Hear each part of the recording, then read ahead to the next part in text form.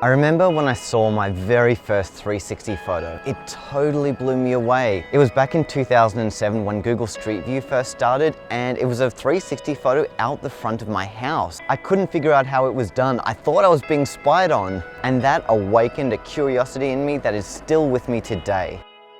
Well, time passed and life happens, and my next brush with 360 wasn't until early 2015 when I saw my very first Tiny Planet photo. When I saw this, I had no choice but to figure out how it was done and make one for myself. I know it sounds silly, but seeing this Tiny Planet for the first time was a life-changing experience because it totally changed the game of what was possible for photography. It was a completely new lens to see the world, and I recognized this style of photography as something that had unlimited creative potential.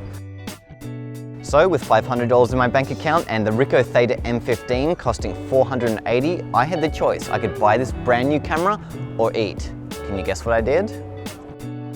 When I started posting on Instagram, the 360 community was so small. When I posted my first few planets, it felt like it was me and about 10 other people, but it felt like a small, intimate community of Tiny Planet nerds, and I didn't even care because I loved what I was making so much that it didn't matter if I had an audience of 10 people or 10 million. Slowly, I started building a reputation for posting these reframed 360 photos as Tiny Planets. I was working as a videographer at the time, and my job took me to all these amazing destinations where I would be sure to snap a Tiny Planet and post it on Instagram every single day. Slowly, the community grew, and I reached my first 1,000 followers.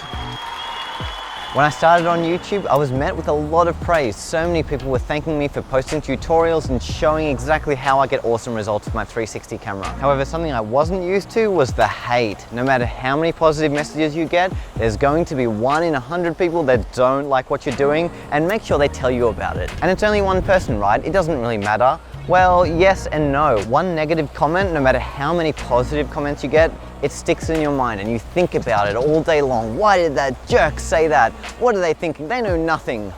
But then slowly I learned you can't take it personally. Everyone is entitled to their own opinion, and they are giving their opinion just like I'm giving mine. Am I going to let one measly hater stop me from sharing 360 to the world? Hell no. I've never had any doubt that 360 is going to be a massive part of the future and the way we share photos and videos, and that has always served as a reminder to never give up. While so many people don't know about 360 right now, they will one day, so there's no better time than now to establish yourself in the 360 industry. Put work out there, put photos, put videos, put all kinds of content out there, because one day when 360 is massive, who's going to be the one that was there from the beginning?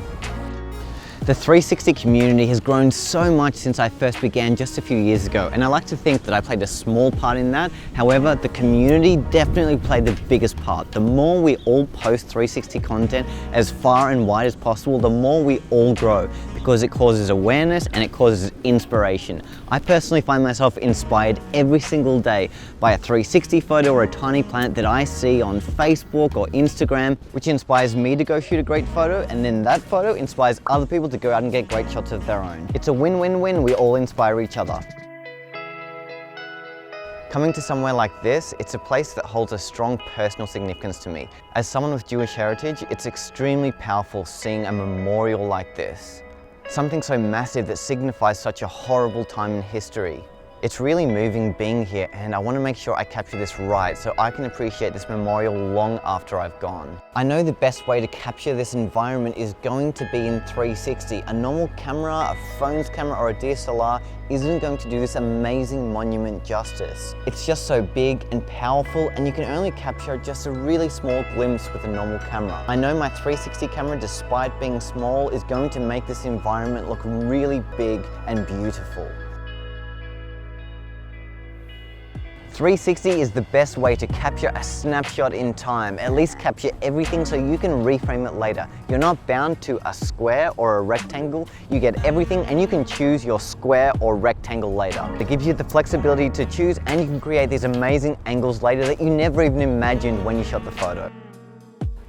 A lot of people say that 360 is a fad or a phase that's going to pass, but that couldn't be any further from the truth. I think of it this way: anything that gives value is going to stay around for a very long time. 360 helps architects, it helps people in medical fields, it just gives value plain and simple, so there's no way it's going to die out anytime soon, if I can help it. The future is bright for 360. If you haven't started your 360 journey yet, there is no better time than now. Oh yes, it's gonna look so good. Yes.